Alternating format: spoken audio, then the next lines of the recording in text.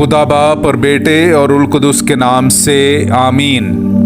मेरे अज़ीज़ो, आइए हम खुदावंद अपने खुदा का शुक्र करें जिसने आज का ये खूबसूरत दिन हमारी ज़िंदगी में बढ़ा दिया। तो आइए अज़ीज़ो, हम आज के दिन का आगाज़ बाइबल मुक़द्दस में से पाकमा कलीसिया की चुनी हुई तिलावतों से करते हैं। खुदा ने कहा और ऐसा ही हुआ। हमारे लिए आज की पहली तिलावत तकवीन की किताब उसका पहला बाब पहली आयत से लेकर 19वीं आयत तक। इब्तिदा में खुदा ने आसमान और ज़मीन को खलक किया और ज़मीन वीरान और सुनसान थी और गहराओं के ऊपर अंधेरा था और रूह खुदा पानियों पर जुम्बिश करती थी। और खुदा ने कहा कि रोशनी हो, और रोशनी हुई। और खुदा ने देखा कि रोशनी अच्छी है। और खुदा ने रोशनी को तारीकी से जुदा किया। और खुदा ने रोशनी को दिन कहा और तारीकी को रात। बस शाम हुई और सुबह हुई, यानी पहला दिन। और खुदा ने कहा कि पानियों के दरमियान फिजा हो जो पानियों को पानियों से जुदा करे। तब खुदा ने फिजा को बनाया और फिजा के नीचे के पानियों को फिजा के ऊपर के पानियों से जुदा किया। और ऐसा ही हुआ। और खुदा ने फिजा को आसमान कहा। बस शाम हुई और सुबह हुई, यानी दूसरा दिन। और खुदा ने कहा कि आसमान के नीचे का पानी एक जगह जमा हो ताकि खुश्की नजर आए। और ऐसा ही हुआ। और खुदा ने खुश्की को ज़मीन कहा और मुज्तमा हुए पानी को समुंदर कहा। और खुदा ने देखा कि अच्छा है।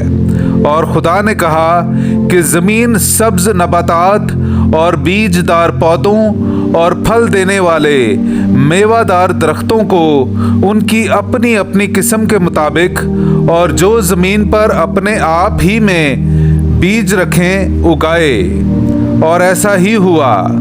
तब ज़मीन ने सब्ज़ नबातात और बीजदार पौधों और फल देने वाले मेवादार दरख्तों को उनकी अपनी अपनी किस्म के मुताबिक उगाया। और खुदा ने देखा कि अच्छा है। बस शाम हुई और सुबह हुई, यानी तीसरा दिन। और खुदा ने कहा कि आसमान की फिजा में नैयर हों कि दिन को रात से जुदा करें, और वो ज़मानों और दिनों और बरसों के इम्तियाज़ के निशान हों। और वो आसमान की फिजा में चमकें कि ज़मीन को रोशन करें। और ऐसा ही हुआ। बस खुदा ने दो बड़े नैयर बनाए, एक नैयर अकबर जो दिन पर हुकूमत करे, और एक नैयर असगर जो रात पर हुकूमत करे, और सितारे भी। और खुदा ने उन्हें आसमान की फिजा में रखा कि ज़मीन को रोशन करें और दिन पर और रात पर हुकूमत करें और रोशनी को तारीकी से जुदा करें। और खुदा ने देखा कि अच्छा है। बस शाम हुई और सुबह हुई, यानी चौथा दिन। पाक कलाम का पढ़ा और सुना जाना हम सब के लिए बाइस बरकत हो। खुदा का शुक्र हो। खुदावंद अपने कामों से खुश हो। मेरे अजीज़ो, आइए हम खुदावंद अपने खुदा की हमद व तारीफ़ करें। मैं आपके सामने पढ़ूंगा ज़बूर नंबर 104, उसकी पहली से दूसरी, 5वीं से 6ठी, 10वीं, 12वीं, 24वीं और फिर 35वीं आयत। ऐ मेरी जान, खुदावंद को मुबारक है। ऐ खुदावंद मेरे खुदा, तू नहायत अजीम है। तू जलाल और जमाल से मुलब्बस है। तू नूर को जुब्बा की तरह ओढ़े हुए है। तूने आसमान को साहिबान की मानद फैलाया है। तूने ज़मीन को उसकी बुनियादों पर उस्तवार किया। अब्दुल अबाद तक उसे कभी जुम्बिश ना होगी। तूने उसे लिबास की तरह समुंदर से मुलब्बस किया। पानी पहाड़ों पर खड़ा था। तूने उन नदियों में चश्मे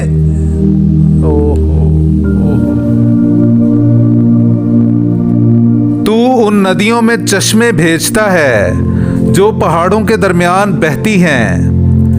उनके आसपास हवा के परिंदे उन पर बसेरा करते हैं और डालियों के दरमियान चहचहाते हैं। ऐ खुदा, तेरे काम क्या ही कसीर हैं। तूने सब कुछ हिकमत से बनाया है। जमीन तेरी खिलकत से मामूर है। खताकार जमीन पर से फना हो जाएं और शरीर हरगिज बाकी ना रहें। ऐ मेरी जान, खुदावंद को मुबारक है। हालेलुया। पाक कलाम का पढ़ा और सुना जाना हम सब के लिए बाइसे बरकत हो। खुदा का शुक्र हो। नाराए हम्द। अपना चेहरा अपने बंदे पर जलवागर फरमा और अपने कवानीन की मुझे तालीम दे। हालेलुया।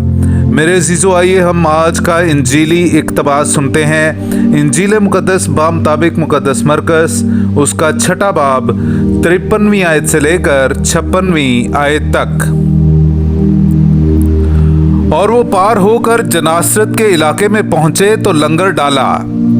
जब वो कश्ती पर से उतरे तो फौरन लोगों ने उसे पहचाना और उस सारे इलाके की हर तरफ दौड़े और बीमारों को चारपाइयों पर रखकर जहां उन्होंने सुना कि वो है, ले जाने लगे। और वो जहां कहीं गांवों या शहरों या बस्तियों में जाता था, वहां लोग बीमारों को चौकों में रखते और उसकी मिन्नत करते थे कि वो सिर्फ उसकी पोशाक के दामन ही को छू लें, और जितने उसे छूते थे शिफा पाते थे। पाक कलाम का पढ़ा और सुना जाना हम सब के लिए बाइस बरकत हो। खुदा का शुक्र हो।